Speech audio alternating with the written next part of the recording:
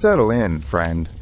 Let the lamps grow soft, and the day fall quiet around you. We are going to travel together, not far in distance, but very far in time, back to a warm spring afternoon in the year 1887, to a place that has not yet learned its own name. Picture, if you will, a wide and dusty plain north of the small city of Los Angeles. The Pacific is a rumor on the western breeze. The mountains, brown and gold and patient, lie at the back of the land like a great sleeping animal. And here, in the lap of those hills, 8 long miles of farmland stretch beneath the California sun. 8 miles of fig trees. 8 miles of orange trees in neat dreaming rows. 8 miles of pepper trees, their feathery leaves trembling like green lace whenever the wind remembers to pass through. This is a ranch. A simple, ordinary ranch. There are no studios here. There are no cameras, no Klieg lights, no red carpets, no famous names whispered down crowded streets. There is only the slow creak of a windmill, the soft jingle of harness, and somewhere in the distance, the lazy clop of a single horse pulling a wagon along a dirt road. The road is called Prospect Avenue. One day, many years from now, it will be renamed. One day it will be the most photographed street on earth. But not today. Today it is only a wagon trail, lined with wildflowers and powdered with the fine pale dust of a long, dry season. On the porch of a tall white farmhouse, a woman is sitting in a wooden rocking chair. Her name is Daeida Wilcox. She is in her late 20s, soft-spoken, Kansas-born, with a quiet steadiness about her that the neighbors all remark upon. Her hands are folded in her lap. A pitcher of cool lemonade sweats gently on the small table beside her. From inside the house drifts the smell of fresh bread and the ticking of a parlor clock and the low murmur of a Bible being read aloud by lamplight. Her husband, Harvey, is a Methodist gentleman from Ohio, a real estate man with a careful conscience and a careful ledger. Together they have come west for the warmer air, for the gentler winters, and for the dream of building something good upon this orange-scented land. But on this afternoon, Daeida is thinking about a name. The ranch needs one. Every proper place in California has a name. Pasadena, Cahuenga, Los Feliz, San Fernando.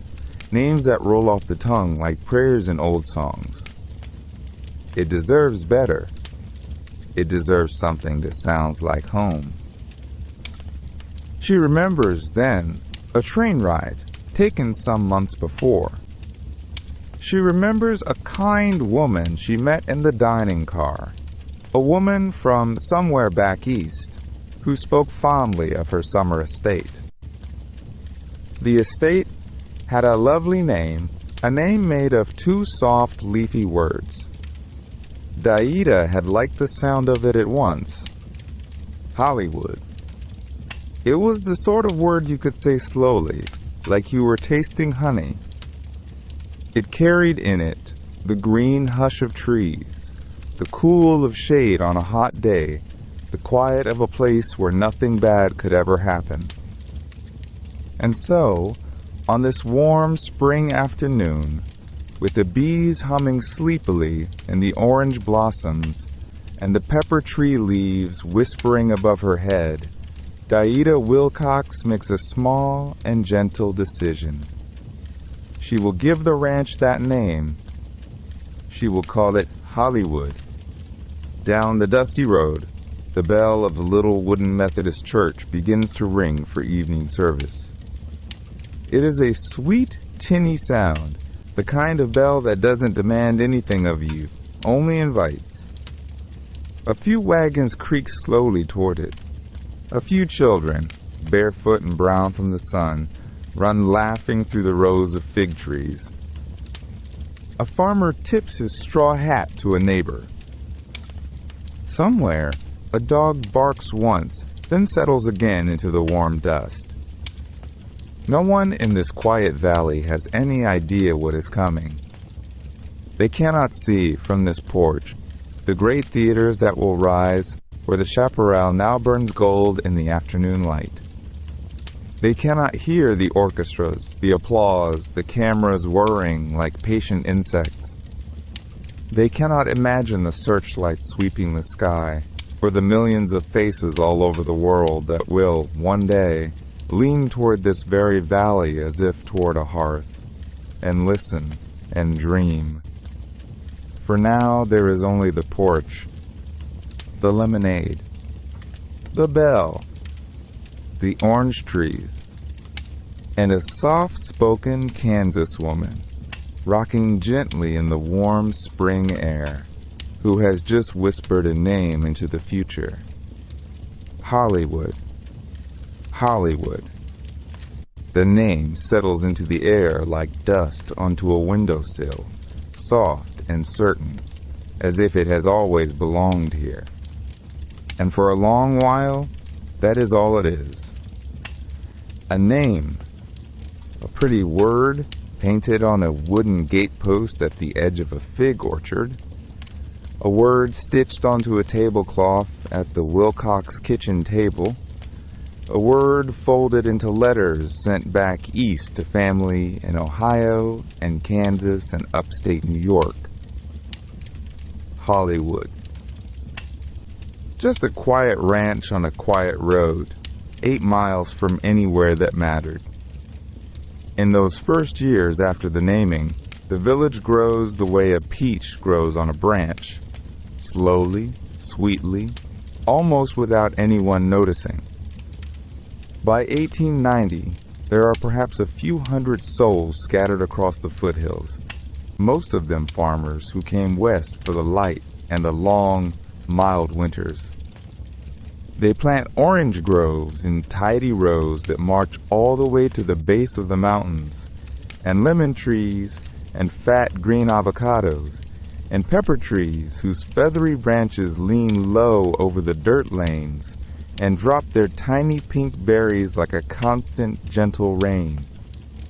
The mornings here begin with the smell of orange blossoms. After a rain, especially, the whole valley fills with it, a perfume so thick and sweet that travelers passing through on the Cahuenga Pass road claim they could find Hollywood in the dark with their eyes closed just by following their nose. Bees hum in slow, drowsy spirals over the white blossoms. Mockingbirds practice their songs from the eucalyptus tops. A dairy wagon creaks past, its wooden wheels turning slow in the soft red dust, the milkman tipping his straw hat to a farmer mending a fence. Down at the schoolhouse on the corner of Prospect Avenue and Cahuenga, the children gather under the pepper trees for their lunch pails, cold biscuits wrapped in cloth, a wedge of orange, a tin cup of well water. They play hopscotch in the chalk-paled dirt and chase each other through the rows of citrus, ducking under the low boughs, their laughter swallowed up by the quiet of the groves. On Sunday mornings, the same children sit very straight in the pews of the little Methodist church on Highland, fanning themselves with paper fans, while the minister preaches softly about kindness and patience and the gentle providence of the California sun. Daeida Wilcox, now a fixture of the village she helped to name, has made her home into a parlor for the whole town. She invites neighbors for tea on the wraparound porch. She donates the land for the church and the library, and she carries baskets of figs to the widows on the back lane. The town, she imagines, is a place of decency and quiet, and so when the village trustees meet, they vote, year after year, to keep the saloons away. No whiskey, no card rooms, no dance halls with their trouble, and their tinny pianos. Hollywood is to be a temperance town, a place where a Sunday school picnic on the slope of a hill is the height of the week's excitement, and where the loudest sound after dark is a screen door swinging shut on the breeze. The bungalows that line Prospect Avenue are modest and pretty, with deep porches and climbing roses and white picket gates. Lemon yellow curtains stir in the open windows. A grandmother shells peas into a blue enamel bowl. A young man in shirt sleeves leans against a fence post, watching the hills turn gold as the afternoon ages. Out beyond the last fence, the chaparral rises into the foothills, brown and silver and patient, the way it has been rising for 10,000 years. And then, faintly at first, a new sound begins to thread itself into the soft fabric of the days. The iron clang of a trolley bell. In 1900, a single track is laid up from Los Angeles, creeping mile by mile through the bean fields and the empty pasture, until at last it reaches Hollywood and turns at the corner of Prospect and Cahuenga. A small wooden depot is built. A schedule is posted on a tin board, and on warm afternoons, the citrus farmers can stand in their orchards and hear the bell of the 4 o'clock car, faint as a far-off church chime, drifting in over the rows of orange trees. It is still a village. Still a place where a horse drinks from a trough on Vine Street, and a coyote calls from the canyon at dusk. But the trolley bell is the first thin signal of a world coming closer. Somewhere, far away, men are tinkering with little black boxes that catch light on strips of celluloid. Somewhere, the camera is being invented. Hollywood does not know it yet. Hollywood is dozing in the orange blossom afternoon and dreaming its own quiet dreams. But the dream is about to be visited. Far away, on the other side of the country, in a cold gray New York winter, a tall, hawk-nosed man named David Wark Griffith is shivering in a drafty biograph studio on East 14th Street. He is 34 years old. He has thinning hair and a long, thoughtful face, and he carries himself like a man who has read too much Tennyson and not eaten quite enough supper. The lamps in the studio sputter. The actors, breath shows in little clouds. The painted backdrops sag with damp. And Mr. Griffith, who has come to believe that this strange, new, flickering art might one day be something close to poetry, looks at the gray window and thinks, very quietly, of the sun. He has heard rumors. He has heard that out west, past the prairies and the painted deserts, there is a sleepy little place near Los Angeles, where the light falls almost every day of the year, soft and golden, like honey through a sieve. He has heard there are pepper trees there, and orange groves, and dirt roads that smell of dust and citrus. He folds the rumor into his coat pocket and carries it home.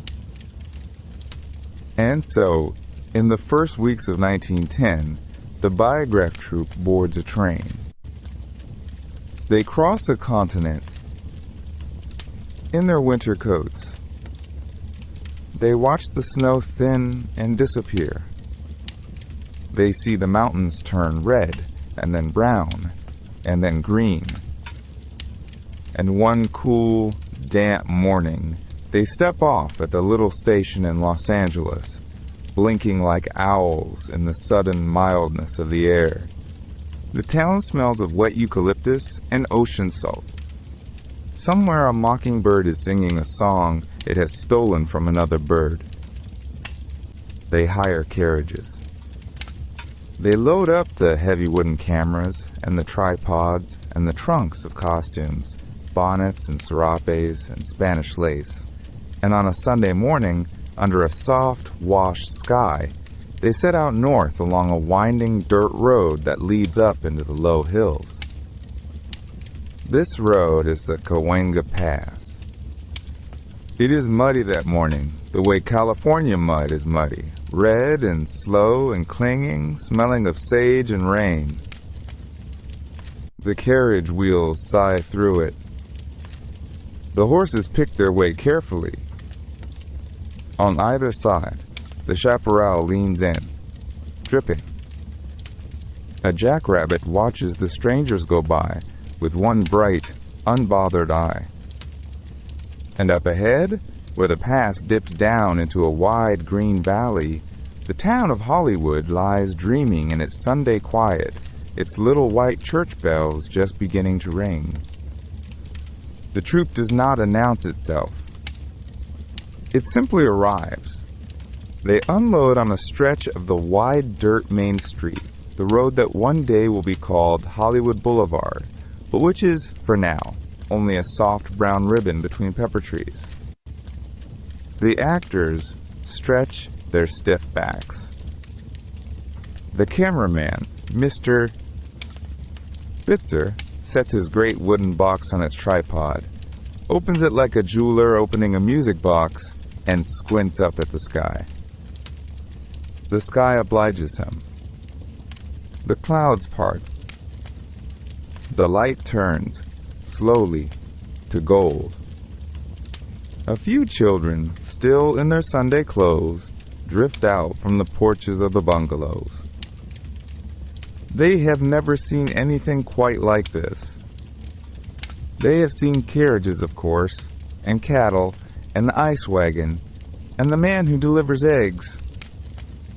But they have never seen grown men in Spanish costumes and powdered wigs adjusting their lace cuffs in the middle of the road. They have never seen a young woman in a long mantilla laughing softly while a tall, hawk-nosed man tells her where to stand. They press their small hands to the picket fences and watch. The film they are making is called Asterisk in Old California. It is a small, gentle picture, only 17 minutes long when it is finished, about a Spanish señorita and a love that does not quite work out. None of the children watching will ever see it in a theater. None of the neighbors leaning on their porch railings know that this Sunday will be remembered.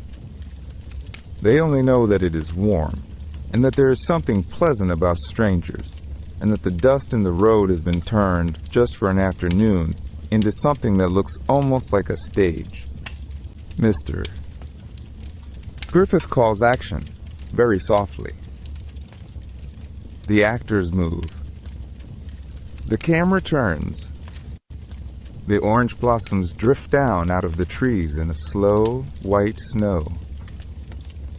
And in this quiet moment, on this muddy Sunday, in a town that does not yet understand what it is becoming, 100 years of moving pictures begin, gently, almost shyly, like a child slipping its hand into yours.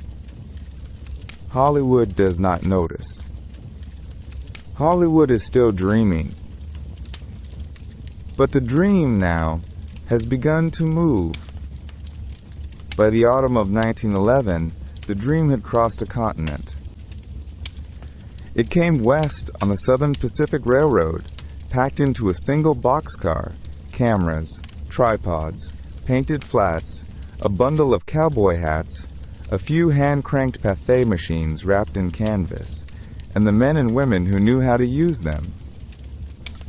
They had come from Bayonne, New Jersey, where the winters were gray and wet and the light was thin as watered milk. They had come because someone had told them, in the way such things are told, that out in California the sun shone 300 days a year, and a man could film a picture in February with his shirt sleeves rolled up. They were called the Nestor Film Company. Their leader was a soft-spoken Englishman named Al Christie, and behind him stood the Horsley brothers, David and William, who had decided after one too many snowstorms to chase the light.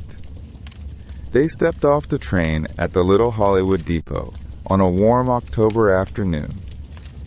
They blinked at the eucalyptus. They smelled the orange blossoms. And they began to look for a place to make their pictures.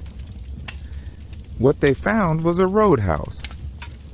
It sat on the dusty corner where Sunset Boulevard met Gower Street, in a stretch of country still given over to bean fields and lemon groves. It had been a tavern called the Blondeau, run for many years by a French family who poured beer for the ranch hands riding in from the Cahuenga Pass. The Blondeau was a tired, sun-bleached building with peeling paint and a long veranda and a wooden hitching post out front, and on the day Al Christie walked up its steps, it had been closed for nearly a year. He paid $40 a month, and he had himself a studio. They went to work gently, the way you might tidy a room you had borrowed for the season. They swept the tavern floor. They scrubbed the bar. They strung white bed sheets across the rafters to soften the California glare and turn the parlor into a dressing room. In the barn out back, where the carriages had once been kept, they laid down pine boards for a stage and built a little open-air set among the lemon trees, with a painted backdrop of distant mesas and a real wooden saloon front held up by ropes. The neighbors came out to watch. They stood at the edge of the bean fields in their straw hats and their long aprons, the Methodist farmers and their wives, and they tried to make sense of what was happening at the Blondeau. There were men in cowboy costumes leaning against the fence, smoking. There was a woman in a calico dress, practicing how to faint. There was a great wooden box on 3 legs, and a man cranking its handle in a slow, patient rhythm, like someone winding a clock. The first picture they made was called Her Indian Hero. It was a Western, of course. They were almost all Westerns, those first Nestor pictures. One real long, 10 or 12 minutes of horses and chases and gentle melodrama, filmed in a single bright morning and developed in a dark room that had once been the tavern's pantry. The actors rode out to Griffith Park before breakfast and were back by lunch. The film went east on the afternoon train, and 2 weeks later, somewhere in Ohio or Pennsylvania, a small-town audience sat in the cool dark of a Nickelodeon and watched the California sun come flickering through the projector beam. They did not know the name of the place where it had been filmed. The credits did not say. But the light was unmistakable. It was clean and dry and full of distance. It was the light of a country that was still mostly empty, where a man on a horse could ride out of frame and just keep riding. By the end of that first month, the Nestor Company was making 3 pictures a week. A Western on Mondays, a comedy on Wednesdays, a drama on Fridays. The bedsheet roof billowed in the warm Santa Ana wind. The lemon trees shed their small white blossoms onto the pine board stage. The cameramen turned their cranks. The cowboys waited for their cue. In the evenings, when the day's work was done, they would sit on the veranda of the old Blondeau and watch the sun go down behind the Cahuenga hills, and they would talk softly about what they'd made and what they might make tomorrow. The town had its first picture factory. The dream had found a roof. And tomorrow came, as tomorrows do in California, slow and golden and smelling of orange blossom. But this time, tomorrow brought company. Word travels in the picture business the way it travels in any small, hopeful trade.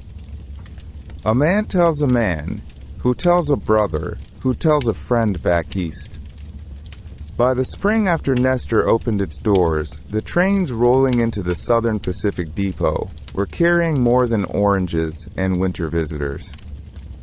They were carrying carpenters with their tool rolls, and seamstresses with their pin cushions, and young men in soft hats who had read in the trade papers that out west the sun shone 300 days a year, and a director could shoot a sunrise scene in the morning and a sunset scene in the afternoon, and not one cloud would interrupt him. So the orange groves began, very gently, to come down. Not all at once. A grove here, a grove there. A quiet Sunday auction.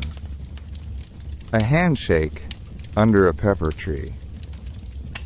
The trees were dug up and hauled away on flatbeds, their roots wrapped in wet burlap, their branches still heavy with fruit. And in their place rose long, low buildings of whitewashed plaster and unpainted pine, with great sliding doors and roofs of muslin stretched tight to soften the sun. Sound stages, the men called them, though there was no sound yet to record. Just light and shadow and the soft whirring of cameras. Down on Marathon Street, in the flat green fields east of Vine, a studio called Paramount built its arched gate, with curling iron letters and bougainvillea climbing the stucco. Through that gate, every morning, came actors in dressing gowns, and producers with cigars, and small armies of extras dressed as cowboys or courtiers or Roman legionaries, depending on the day's call sheet. The gate became a landmark. A few miles north, on Sunset Boulevard, 4 brothers from Youngstown, Ohio, hung their name above another set of gates. Warner, just the name, in sober black letters. The brothers were quiet men, careful with money, but they had a feeling, the way some men feel rain coming, that the picture business was about to get bigger than anyone yet imagined. They built their stages low and long, and they waited. Out west, past the Baldwin Hills, in the open country of Culver City, a young man named Louis B. Mayer joined his lots together with 2 other companies and stamped on the result a roaring lion and 3 Latin words: Ars Gratia Artis, art for art's sake. Metro Goldwyn Mayer, MGM, the biggest of them all. Their backlot stretched for blocks with whole streets of false front buildings, a New York Avenue, a Paris Boulevard, a small New England village with a white church and a covered bridge. And from the air, if you had been a hawk circling on the warm afternoon thermals, you would have seen a tiny imaginary world tucked inside the real one, like a music box inside a parlor. And on the corner of Gower and Melrose, a great tower rose with a globe at its top, and around the globe a ring of letters, and atop the letters a slender radio mast that pulsed with a tiny light. RKO, Radio Keith Orpheum, the newest of the big ones, born of vaudeville and the wireless, broadcasting its trademark to the world in dots and dashes of make-believe. 4 kingdoms, then, where once there had been 4 ranches. And inside their walls, the strangest, sweetest carpentry the world had ever seen. Whole European villages built of plaster and lath, with cobblestones painted onto plywood. Western frontier towns, with hitching posts that had never held a horse. Ancient Egyptian temples whose sandstone pillars, if you knocked on them, gave back the soft, hollow knock of pine. There were ocean liners that never sailed, and castles that never sheltered a king, and forests of canvas leaves that rustled only when a stagehand pulled a rope. It should have felt false. And yet, somehow, it did not. It felt, instead, like a town of dreamers had agreed, all together, to dream the same dream and to build it plank by plank, for one another. The orange groves were going. But something else was coming up in their place. A city of plaster and pine. A city where the sun was always setting, or always rising, or always shining on a cowboy's white hat, depending on what the script required. A city of dreams, with its arched gates open and its sound stages waiting. And the work, gentle and ceaseless, went on. And among all those dreamers, 3 faces shone brighter than the rest. If you had stood on any street corner in any town in the world in those years, in Paris, in Tokyo, in a small village in the hills of Argentina, and you had said the names Mary, Douglas, and Charlie, the people would have known. Not the kings and queens of Europe, not the presidents or the generals. These 3, the royalty of the silent screen. Mary Pickford came first, and Mary Pickford lasted longest. A small woman with a great cloud of golden curls that fell to her waist. She had been acting since she was a child on the Toronto stage, and she carried that early seriousness with her always. On screen, she was light itself. She played little girls and shop girls and orphans, and she made the whole world fall in love with her, and she was called, very seriously, America's sweetheart. But behind the curls was one of the shrewdest minds in Hollywood. She read every contract herself. She knew every line on every ledger. She produced her own pictures when no other woman dared, and when she and Charlie and Douglas and a director named Griffith grew tired of being told what their work was worth, the 4 of them sat down together and founded their own studio. They called it United Artists. The artists at last would unite. Douglas Fairbanks was her husband, and her opposite, and her perfect match. Where Mary was small and still, Douglas was tall and never still at all. He grinned. He laughed. He vaulted. He swung from chandeliers and balconies in the rigging of pirate ships built out of plywood and paint on the Hollywood lots. He was Zorro and Robin Hood and the Thief of Baghdad, leaping across the rooftops of cities that had been hammered together that morning by carpenters and would be hammered apart again by Friday. Children all over the world tied tablecloths around their necks and jumped from their porch steps in his honor. He could not bear, it was said, to take an elevator if a banister was nearby. And Charlie Chaplin. Oh, Charlie! He had come from London poverty so deep it does not bear retelling here, on this gentle evening, and he had carried that poverty with him into a small studio he built for himself on Sunset Boulevard, a quiet place with a row of little Tudor cottages out front and a back lot just big enough for a tramp to wander. There, in that small studio, in his bowler hat and his shabby black coat and his 2 big shoes and his tiny mustache, he made the little tramp. The tramp who tipped his hat to ladies. The tramp who fell in love with the blind flower girl. The tramp who walked, at the end of every picture, down a long, dusty road toward the horizon, alone, twirling his cane, going on. The whole world loved him for it. The whole world wept. And up above Beverly Hills, on a quiet hilltop where the air smelled of eucalyptus and the city lights spread below like a slow tide of stars, Mary and Douglas built a house. They named it the way clever people do, by joining their 2 names together. Pickfair, a long white mansion with green lawns rolling down to a swimming pool, said to be the first private swimming pool in California, and tennis courts and stables and quiet gardens where the bougainvillea climbed the walls. To Pickfair came everyone. Royalty from old Europe came in their dark suits to drink lemonade beside the pool. Writers came. Aviators came. The young king of Siam came. Albert Einstein came and looked at the stars from the lawn. It was, in those years, perhaps the most famous house in the world after the White House, and the dinners there were warm and long and full of laughter, and at midnight the gentle scent of the orange grove still drifted up from the valley below. And in towns and cities everywhere, on Friday nights and Saturday afternoons, the people of the world filed into their movie palaces to see them.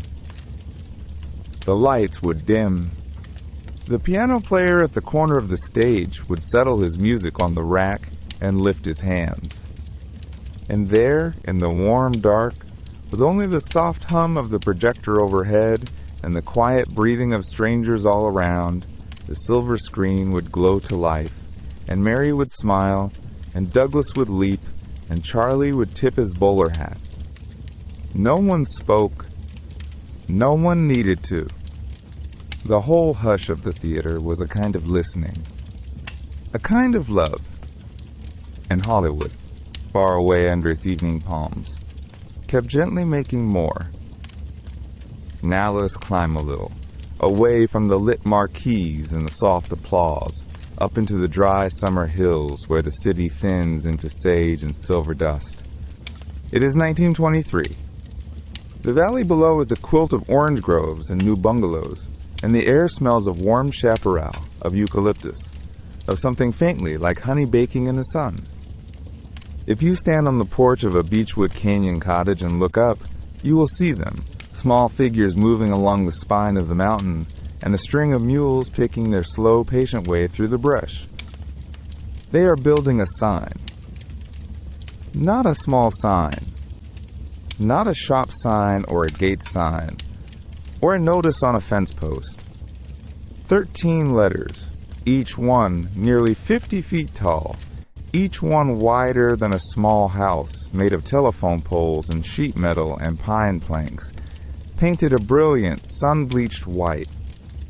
It belongs to a real estate syndicate down in the city, and its purpose is plain and a little funny in hindsight: to sell hillside lots, to convince a young couple in Pasadena that they ought to buy a quarter-acre up here and build a Spanish bungalow with a tiled roof and a lemon tree by the door. The word the syndicate has chosen to spell across the mountain is Hollywoodland. The carpenters work in the long, gentle California afternoons. They are not famous men. They are union men, day laborers, fellows in canvas trousers and battered hats, and they bring their lunch pails up the slope on the backs of mules because no road yet runs to that place. The mules are calm and serious-minded animals, and they pause often to crop at wild oats. The men pause with them. They drink water from canvas bags. They look out over the basin where, far below, the dream factory of the previous scene is going quietly about its business, and they shake their heads in mild wonder. Letter by letter, the word climbs the ridge. H first, anchored in a pit of poured concrete, braced against the wind. Then O. Then another L, another L. You can imagine the geometry of it taking shape across days, the way a sentence forms slowly under a child's pencil.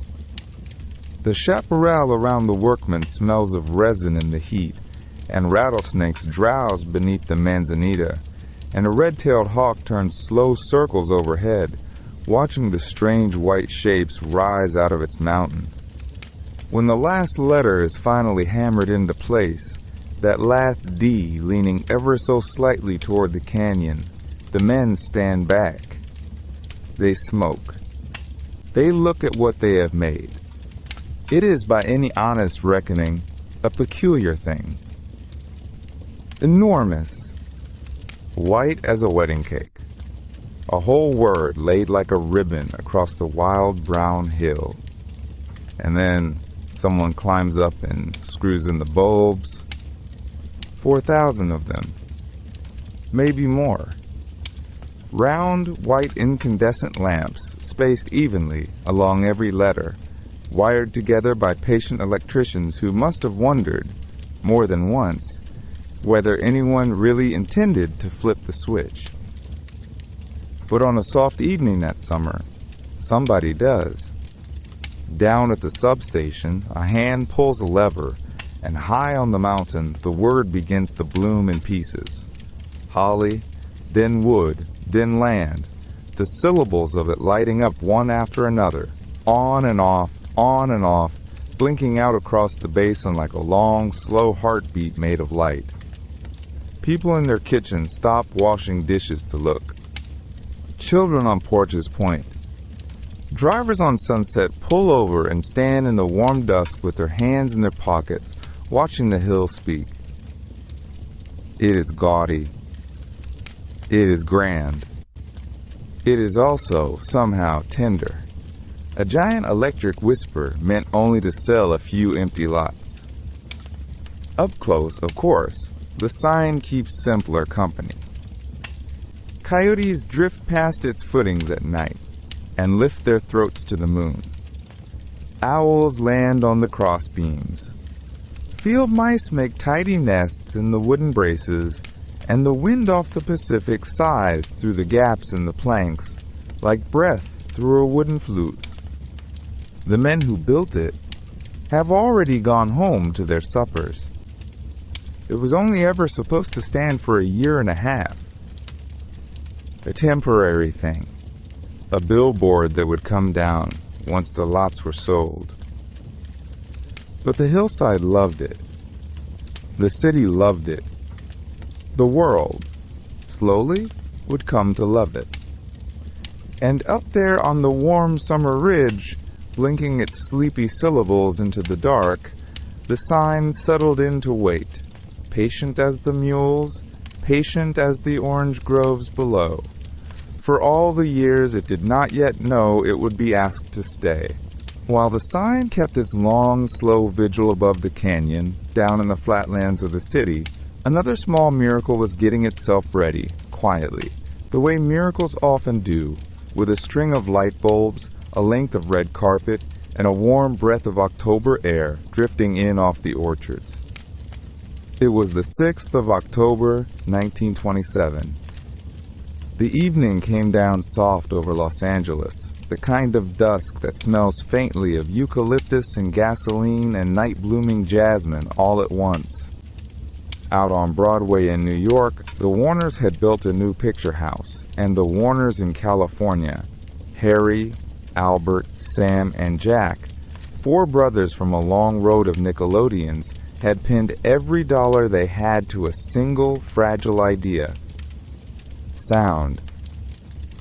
Real sound. Voices that did not have to be read off cards. Music that came not from the pit but from the screen itself. They called the picture the jazz singer. In the theater, the seats filled slowly, the way a tide fills a tide pool. Studio men in dinner jackets. Reporters with notebooks tucked under their arms. A few quiet women in beaded dresses, their gloves folded neatly in their laps. The lights dimmed.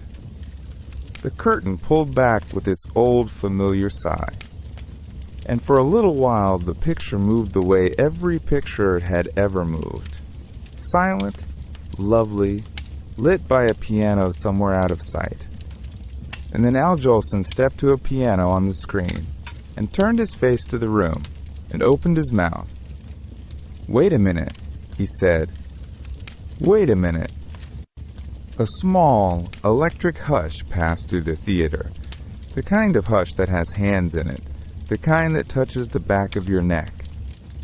Somewhere a woman laughed once, surprised, and put her glove to her lips. A man in the third row leaned forward as if he had not quite trusted his ears. And then Jolson sang Mammy, a sweet, aching, old-fashioned song, and the sound came not from the orchestra pit, not from a piano in the corner, but from the very lips on the screen, riding out of a horn behind the linen, filling the theater like warm water filling a cup. The silent age did not end with a thunderclap. It ended like that. Gently, with a man on a screen singing a love song to his mother. Word traveled fast in a town built on rumor. By morning, telegrams were already curling out of the Western Union office on Hollywood Boulevard. By noon, the studio bungalows were buzzing, those little stucco cottages tucked between the rose hedges of Paramount and the eucalyptus rows of Warner Brothers, and inside them, on plain wooden chairs, sat men and women whose entire art had been the lift of an eyebrow, the tilt of a chin, the long, slow turning of a face toward the light. Now somebody was asking them, very politely, to please also speak. And so began the gentlest, most painful little scramble Hollywood had ever known. Voice coaches arrived on the lots with leather satchels and patient smiles. Soundproof booths went up around the cameras, padded like the inside of a jewelry box. Microphones, shy as small animals, were hidden in flower vases and behind hat brims and inside the breast of a leading man's jacket. Some stars stepped up to the new contraptions and found, to their own astonishment, that their voices were lovely, warm, easy, made for the new age. Others stepped up and discovered, with quiet sorrow, that the voice that lived inside them did not match the face the world had grown to love. They drifted away kindly into other lives. Small theaters, small towns, sunlit afternoons at the Brown Derby with old friends who remembered. Out on the boulevards, though, the city itself was changing key. Cars rolled by with their radios on. The marquees on Hollywood Boulevard began to read, in proud, bright letters, all talking, all singing, all dancing. Newsboys cried the headlines. Piano players in the picture houses, who had spent a decade following every chase and every kiss with their fingertips, folded their sheet music, shook hands with the manager, and walked home through the warm night air. And somewhere above it all, on the warm summer ridge, the sign that still spelled Hollywoodland looked down on a town that had just, very softly, learned to speak and went on blinking, slow and unhurried, into the dark. And so the years tipped quietly forward, the way years do when no one is watching the clock. The town that had just learned to speak began, almost shyly at first, to sing. Sound stages went up on every studio lot, big as airplane hangars, padded inside with thick gray blankets to swallow the click of a heel or the rustle of a silk sleeve. Microphones hung down on long booms like patient flowers leaning toward the actors. And out beyond the gates, all along Hollywood Boulevard and Sunset and Wilshire, the city itself seemed to take a long, slow breath, smooth its lapels, and step into its very best evening clothes. This was the Golden Age. Nobody called it that yet. They were too busy living inside it. On a premiere night at Grauman's Chinese Theater, the sky over Hollywood Boulevard turned pale silver from the Klieg lights. Great searchlight beams crossed and uncrossed above the pagoda roofs of the theater, sweeping over the palm trees, brushing the low, warm stars. The forecourt, paved with its strange and tender little museum of handprints and cement, filled up slowly with people in long gowns and white tie, their gloves the color of cream, their pearls catching the light like small held breaths. A red carpet, soft as a sleepy cat, unrolled itself from the curb to the great brass and jade doors.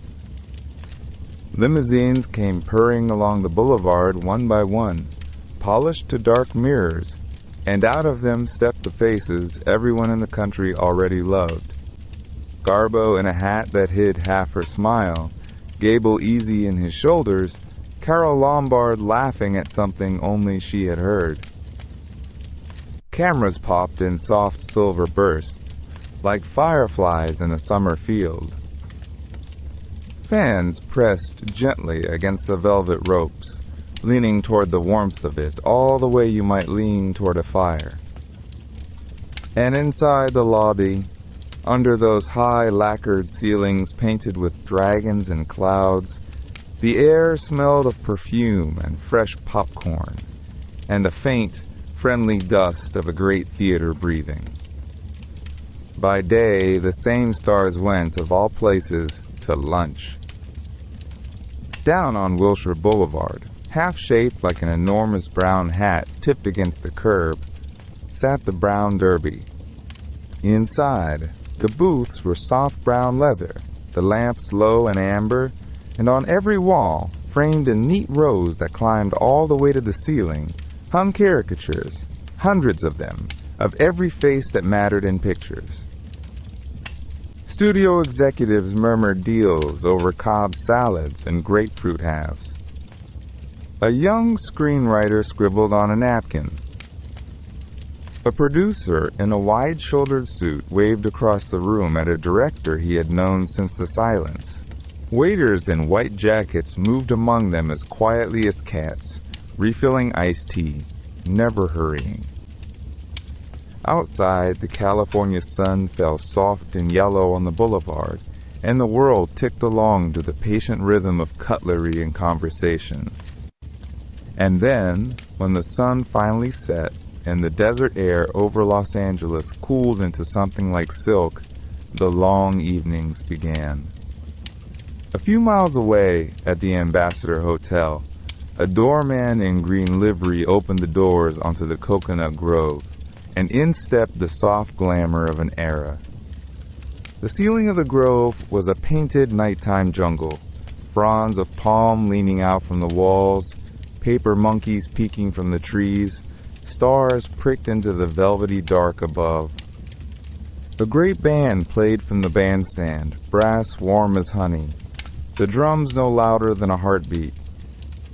Couples in evening dress drifted out onto the polished floor and turned, slowly, under the painted palms.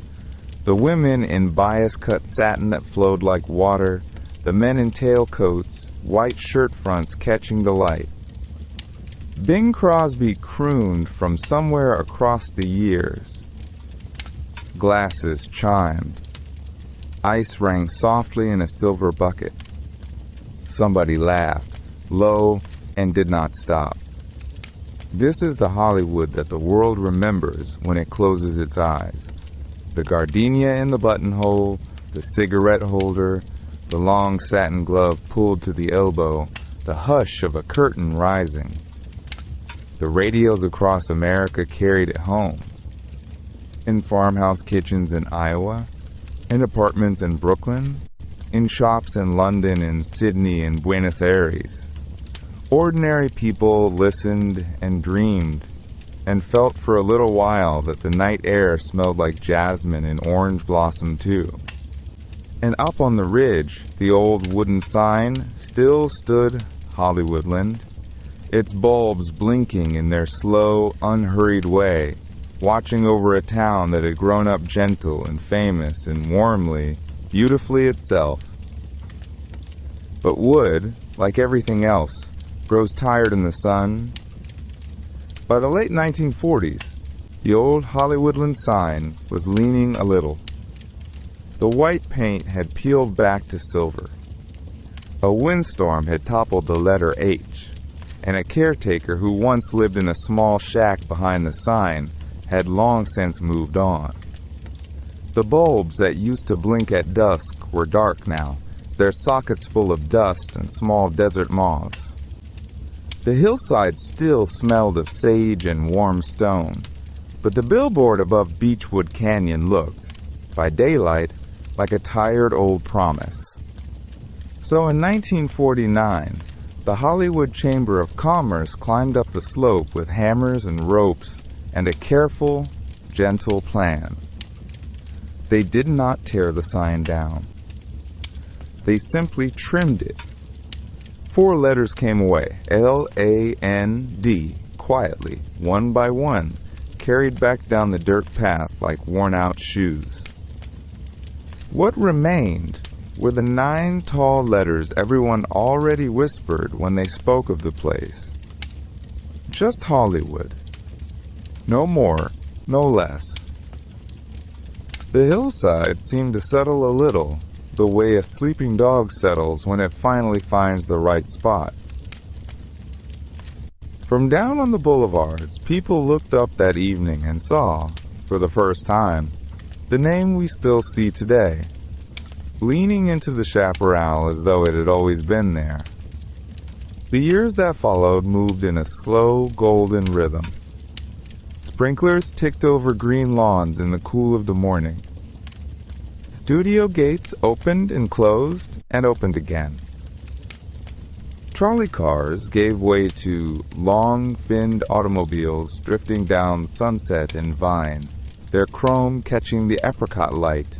The orange groves were mostly gone now, paved into driveways and bungalow courts, but here and there, a single old tree remained behind a stucco wall, still dropping its small, bright fruit into the grass each winter, as if to remind the town where it had come from. And then, in 1960, the sidewalks themselves began to bloom.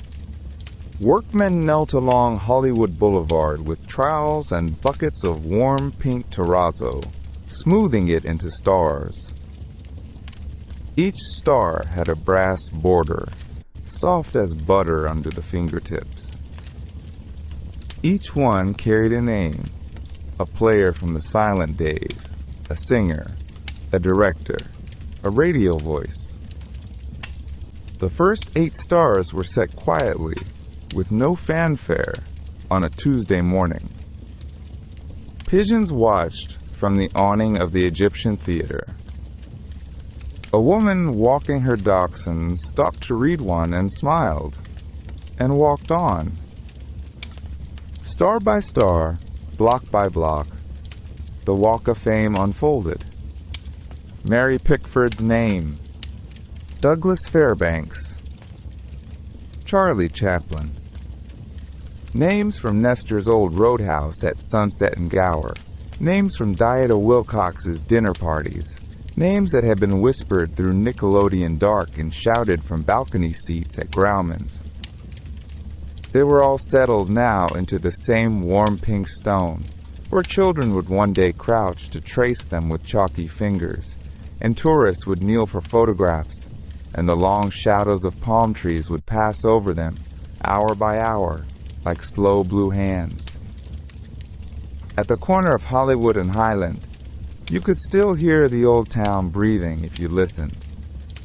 The clack of a film reel somewhere behind a studio wall. The hush of a soundstage door closing. The faint, friendly clatter of dishes from a diner. A distant trumpet from a record store. The Dream Factory had grown enormous, and yet it had stayed, somehow, a small place at heart. The same dusty crossroads where a Methodist farmer once watered his figs, where a young woman from Ohio once pinned the name of a friend's country estate to a fence post and called it home. And now, gently, the camera lifts. Up over the orange tile rooftops, terracotta turning rose in the falling light. Up over jacaranda trees, their purple blossoms drifting onto quiet sidewalks. Up over courtyard pools holding small squares of sky.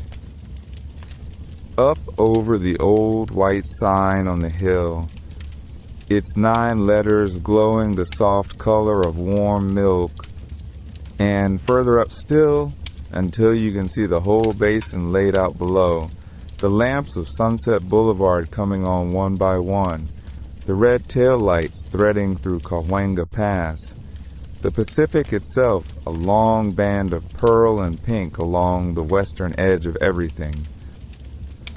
Somewhere down there a piano is playing. Somewhere a camera is rolling. Somewhere a curtain is rising on a small velvet theater, and someone is leaning forward in the dark with their hand resting gently on a stranger's armrest, ready to be carried somewhere kind. The dream factory hums on, low and warm, the way a kitchen hums after supper. The orange groves remember. The hills remember. The sign on the slope keeps its long, patient watch. And Hollywood, gentle and famous and warmly itself, drifts softly off to sleep.